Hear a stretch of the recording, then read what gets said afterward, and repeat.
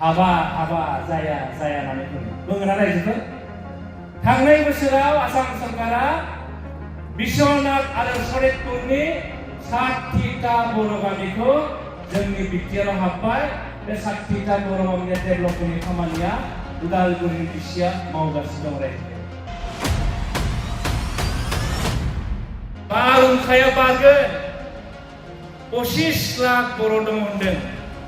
सासेबो गनाय नङा, जों गासिबो थैलांजोबगोन। आरो बिनि दायनिगिरिया आं दिनै एबसुनि सासे सोद्रोमा हिसाबै बुंगोन, जायफोरा दिनै बर'नि माहारियारि सम्पदखौ मुंसुयो, बर' हारिया जुदि फैनाय समाव माबा मोनसे गाज्रि थासारि गोग्लैयोब्ला, धंस गोग्लैयोब्ला, बिनि दायनिगिरिया बैबायदि सुबुङा जागोन जायफोरा बर' हारिखौ गाज्रि मुंसुनानै हाखराव गोग्लैनो नागिरो। दुलाराय बर' फरायसा आफादा जों रावखौबो जों निमाहा होआ। सोरबा एबसुखौ सोंखारनाय देवानिफ्रा बुंनाय बायदि जों मावाखै, बर' हारिखौ धंस खालामनाय एबसुआ जों मावाखै। बारहुंखाया बारगोन,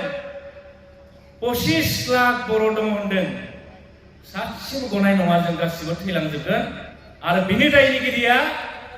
आं दिनै एबसुनि सासे सोद्रोमा हिसाबै बुंगोन, जायफोरा दिनै बर'नि माहारियारि सम्पदखौ मुंसुयो, बर' हारिया जुदि फैनाय समाव माबा मोनसे गाज्रि थासारि गोग्लैयोब्ला, धंस गोग्लैयोब्ला, बिनि दायनिगिरिया बैबायदि सुबुङा जागोन जायफोरा बर' हारिखौ गाज्रि मुंसुनानै हाखराव गोग्लैनो नागिरो। दुलाराय बर' फरायसा आफादा जों रावखौबो जों निमाहा होआ। मानोना 17टा गामिनि रायजोआ बे दारकुसि ओनसोलाव जेसेबां जुग रायजो जागोन, बै समसिम दारकुसि दखरा दुलाराय बर' फरायसा आफादाबो थांनानै थागोन रायजोफोर। मानोना जों जाबाय नोंथांमोननि मोनसे फरायसा आफाद। आरो दिनै आं बुंगोन, बे 17टा गामिनि बर'फोरखौ जुदि सोरबा आसि देखायनानै बाथ्रा बुंदोंब्ला, जोंनि बर'आनो जा गुबुनानो जा, दारकुसि दखरा दुलाराय बर' फरायसा आफाद, तामुलपुर जिल्ला दुलाराय बर' फरायसा आफाद आरो दुलाराय बर' फरायसा आफादा बैबादि सुबुंनि थाखाय जों थै-थांजों जुजिगोन। नोंथांमोना गिनो नाङा रायजोफोर, जों दङ। मानोना दुलाराय बर' फरायसा आफादा 57 इयार्स जाबाय। मुगानि आगदारि बानेश्वर बसुमतारिया आफादगिरि जाजेननायनिफ्राय, गाहाय नेहाथारि कनकेशन नार्जारिया गाहाय नेहाथारि जाजेननायनिफ्राय, नोंथांमोननि अननायाव देग्लाय 57 इयार्स। खम बाथ्रा नङा रायजोफोर, बियो गल्डेन जुबलि जालांबाय जोङो। आरो आथिखालाव आं दुगागोनसो नोंथांमोनखौ लानानै, नर्थ इस्टआवनो जोंखौ साबसिन फरायसा आफाद दङब्ला दुलाराय बर' फरायसा आफादखौ बुंनाय जायो। आं बुंनाय बाथ्रा नङा बियो। मिनिस्ट्रि अफ होम एफेयार्स इन्डियानि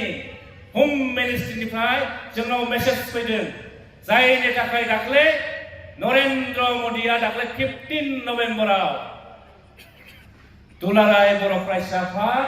बर' थुनलाइ आफाद, दुलाराय बर' हारिमु आफाद आरो गान्धी हिन्दुस्तानी साहित्य सभा निउ दिल्लीनि दाख्लै बिथाङा जोंनि हाबाफारिफोरजों आं गोसोआवनो बुंनो रायजोफोर। 2020 मायथाइनि 27 जानुवारि मोनसे सुक्ति जालांबाय। बे सुक्तिखौ लानानैबो सम जोंनि गेजेराव जोंखौनो जोंनि थैनि सोमोन्दो गोनां मानसिफ्रानो रायजो राजानि गेजेराव फैनानै गुलुं गुजुं खालामबाय थायो रायजोफोर। इलेक्सन मोनफैबा, सम जाब्ला नोंथांमोननि गेजेराव फैगोन, दारकुसियाव फैगोन। मानो बिदि जानो खालाय? मा खालामनो नागिरदों एबसुखौ? बर' थुनलाइ आफादखौ मा खालामनो नागिरदों? दुलाराय बर' हारिमु आफादखौ मा खालामनो नागिरदों? गाबोन समफोर जुदि दारकुसि दखरा दुलाराय बर' फरायसा आफादखौ जुदि सानफ्रोमबो गाज्रि बुङोब्ला, बे दखरा आफादा बेवहाय दङ। बे थानायानो जोंनि थाखाय जथेस्थ'। बेयाव जुदि जोंनि लाइमोन सेंग्रा सिख्लाफ्रा खामानि मावफैयाब्ला, गामि 17टा गामिया जुदि खैफोदाव गोग्लैयोब्ला सोर बाथ्रा बुंनो रायजोफोर? जोंहा माखासे बर' बिजोङाव फोरोंनो थिसननांगौ, फरायसाफोरखौ सम बायदि लेखा फोरोंनांगौ। जोङो कुइसन पेपार माब्ला मा जायो, जोंना गोरोन्थि जायो, बेफोर बाथ्राखौ सोर बुंगोन? एबसुआ बुङाब्ला बर' थुनलाइ आफादा बुङाब्ला माहारि आफादा बुङाब्ला सोर बुंगोन जों एखमब्ला आबेगिक जायो आं दिनै स्पष्ट बुंगोन जायफोरा जोंखौ मुं सोयो जायफोरा जोंखौ अखानायब्लानो नायो जों रावखौबो गाज्रि मोना मानोना बिमा बिफाया फिसालाखौ रायो मानि थाखाय फिसालाया भुल खालामोब्ला बिमा बिफाया रायजोखौलाय मोजां जाथोंनानै रायो जोंबो सानो जायफ्रा जोंखौ दुसियो क्रिटिसाइज खालामो जों बिथांमोनखौ जोङो मब्लाबो रायफेराखै नाथाय सोंखारिनायनि मोनसे मा थायो लामा थायो नोंथाङा सोंखारि जोंखौ नाथाय नोंथाङा सोंखारिल' जाया जों मा मावनांगौ आसि देखायनानै हो स्पष्ट एबसुआ जोंनाव मोनसे डिटारमिनेसन दङ मावथांखि दङ दुलाराय बर' फरायसा आफादा फैबाय थानाय समाव मा मावगोन आथिखालनि एबसुनि गोख्रों आफादगिरि दिपेन बर'नि दैदेननायाव जोङो मोनसे थि खालामखाबाय रायजोखौ 2020 मायथाइनि 23 जानुवारि बिटिआर सुक्ति जाबाय एबसु एनडिपिनि मोनब्रै हानजा इउबिपिअ इउनाइटेड बड' पिपल अर्गानाइजेशन बे मोनथाम आफादा बे सुक्तिखौ खालामदों एबसुआ सागान होदों बेवहाय मोनसे समनि आफादगिरि प्रमद बर' आरो मोनसे समनि गाहाय नेहाथारि लरेन्स इस्लारि एबसुनि आखाइजोंनो सागान होजानाय बिटिआर सुक्ति माखासे दफाया मावफुंजाबाय माखासे दफाया दाबो मावफुंनो बाखि आरो फैबाय थानाय समाव दुलाराय बर' फरायसा आफादा बिटिआरनि मोनफ्रोमबो दफाखौ मावफुंनो थाखाय जोङो थि जाबाय रायजोफोर दायो मा मावदों आं नोंथांमोननो फोरमायनायजों लोगोसे नोंथांमोनखौ आङो दिनै बिबान लानो खावलायबाय दारकुसि ओनसोलनि 17टा गामिनि रायजो राजा बे ओनसोलनि मेलेमजिबि फोरोंगिरि समाजखौ दैदेननाय समाज सिबियारि नोंथांमोना अननानै मोननैसो बिबानखौ लानो नांगोन आथिखालाव बर' हारियाव नुजानाय जेंनाखौ सुस्रांनो थाखाय नोंथांमोना दुलाराय बर' फरायसाफोरखौ मदद होनांगोन आं बेखौसो नोंथांमोननो खावलायदों आं बुंनोसै 3.1 जोंनि बिटिआर सुक्तियाव लिरनाय दङ मा लिरनाय दङ जोंनि सिमनाया सनितपुर बिश्वनाथ हाबनानै लखिमपुरनि 17टा बर' गामिया हाबनांगौ रिभिनिउ हिसाबै 9टा बर' गामि दा जोंनि गेजेराव आं फिन फैफिनलायबाय हाबा जाया होननानै बुङोना रायजोफोर थांनाय बोसोराव आसाम सरकारा बिश्वनाथ आरो सनितपुरनि 60टा बर' गामिखौ जोंनि बिटिआराव हाबबाय बे 60टा बर' गामिनि डेभेलपमेन्टनि खामानिया उदालगुरिनि डिसिआ मावगासिनो दं रायजोफोर दाखालि 21 सेप्तेम्बर आसामनि गिबि मन्त्रि डक्टर हिमन्त बिश्व शर्मा जों बिथांजों सावरायदों दुलाराय बर' फरायसा आफादनि मानगिरि आफादगिरि दिपेन बर'नि दैदेननायाव 12 जनिया ग्रुप 21 सेप्तेम्बराव सावरायनायाव जेब्ला आफादगिरिया बुंदों दादा लखिमपुर जिल्ला नौখন गांव बर' ঐতিহ্যগত অঞ্চল বিটিআর চুক্তিত অন্তৰ্ভুক্ত কৰা কথা আছিলে আপুনি কেতিয়া কৰিব जेब्ला बिथांखौ सोङो आं बर'नो होनोसै बिथाङा होनदों जे दायो आङो लखिमपुर जिल्लानि बे 9टा बर' गामि सुबा हिसाबै 17टा बर' गामि बे बर' गामिखौ जुदि आङो बिटिआराव सोयोब्ला लखिमपुरानो दावराव जागोन जाया होमबा ना सोजानो बागोन बिथांमोना दा ओंखायनो मोनसे खामानि मावनोसै नामा दिपेन মই এটা কাম কৰো নেকি मा खामानि मावनो नागिरदों बिथाङा बे लखिमपुरनि खिमुलुगुरिनि 9टा बर' गामिखौ बिश्वनाथाव सोनो नागिरदों आरो बिथांमोना थारमाने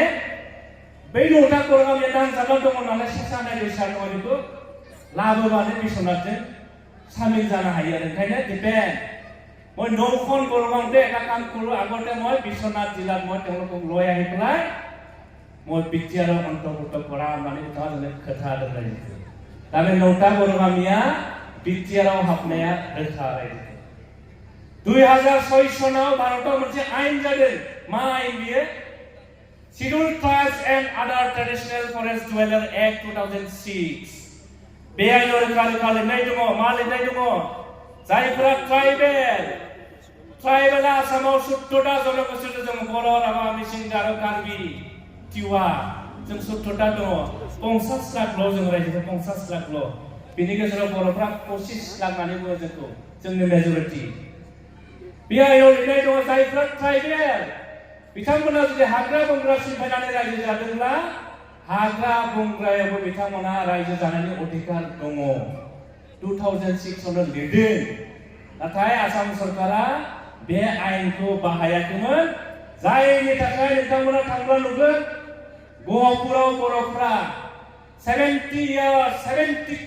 जाबाय हानि मोनथायखौ मोनाखैमोन मोनसे समाव जोंनि प्रमिला रानी ब्रह्म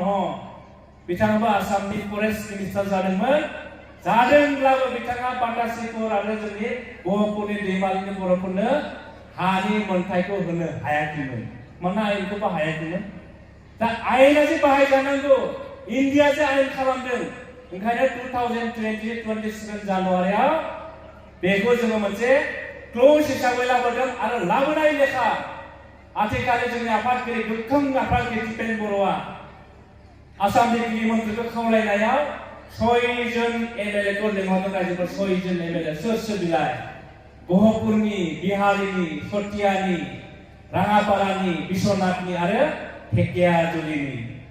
6 जन एमएलएखौ लिंहरना बुंदों जोंनि एक्सुअलि प्रेजेन्सआव मा होनदों चिफ मिनिस्टारा 2006 नि आयेन बादै बिश्वनाथ सनितपुरनि जायफोर बर'फ्रा साहा ओनसोलाव हाग्रा बंग्रा सिमफायनानै रायजो जादों 100 जन नोंसोर 6 जन एमएलए बर'फोरनि थाखाय खामानि मावनांगौ नोंसोर खुनु दिना उल्था खामानि मावनाय मोननाय नङा होननानै बिथाङा दम होदों धमकी होदों आरो दिनै 6 जन एमएलए नाजानायाव आसामनि गिबि मन्थ्रि डक्टर हिमन्त बिश्व शर्मानि नाजानायाव बिटिआरनि सीएम प्रमोद बर'नि नाजानायाव दुलाराय बर' फरायसा आफादनि मोननै जिल्लानि नारा नाजानायाव नोंथांमोना खोनाब्ला दायो मोजां मोनगोन रायजोखौ बिश्वनाथाव 222टा एफआरसि दङ आरो बे 222टा एफआरसिनो 10,827 जन बिश्वनाथ जिल्लानि जायफोर बर'फ्रा बर' न'खरा हा मोनाखैमोन बिथांमोना एप्लाइ खालामबाय डिएफअनि गेजेरजों डिसिनि गेजेरजों एप्लाइ खालामनायाव गासै भेरिफिकेसन खालामनानै दायो 10,827 जननि गेजेराव थांनाय बोसोराव बिश्वनाथ जिल्लायाव 9,519 जन बर'फोरनो नखरसेयाव 25 निफ्राय 30 बिघा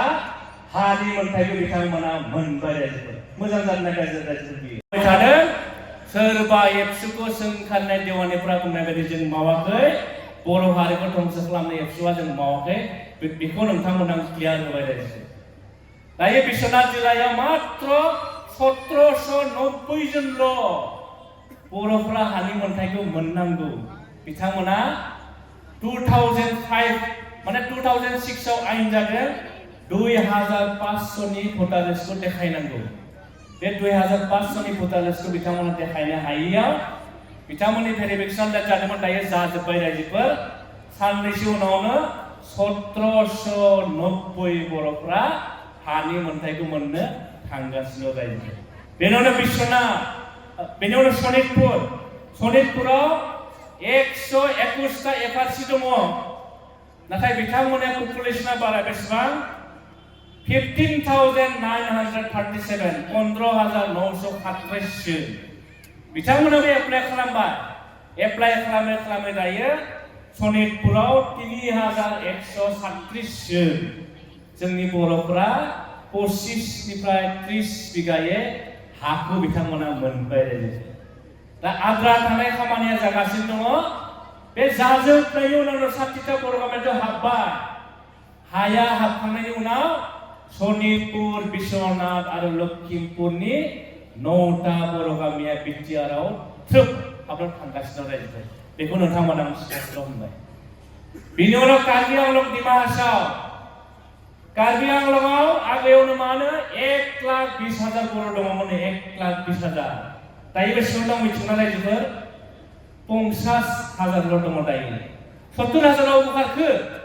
ना कार्बि आंलंनि हाया गावस्रानाय सिङाव थांजोब्बाय नामा ना थैजोबलांबाय नामा मानसियाथ' बारायोसोना खमिलाङाना बे 70,000 अबाव थांखो दाबो जोंनाव हादान सिफायनाया दङ नै सरलपारा नोंथांमोनाव नुदोंना निउसाव फैबाय थायो ग्रोब ग्रोब सिमफायगासिनो दोलो दोलो थांनानै मारै जादों बेफोरलाय बे कार्बि आंलंनि 70,000 मानसिया अबाव थांखो नोंथांमोना काकि हुजायाव थांब्ला नुगोन हुजायाव गासै हादानखौ सिफायनानै कार्बि आंलंनिफ्राय बेयाव रायजो जाहैजोब्बाय ओरै गहपुराव फैबाय जोंनि मा ढेकियाजुलियाव फैबाय आरो दा ओरैजे आवगायगासिनो दङ दा चिराङाव थांगासिनो दङ दा बिथांमोना गाबोन नोंथांमोना नायदोलाय गासै कालकुसि दख'रा दुलाराय बर' फरायसा आफादनि बे रुपहाटी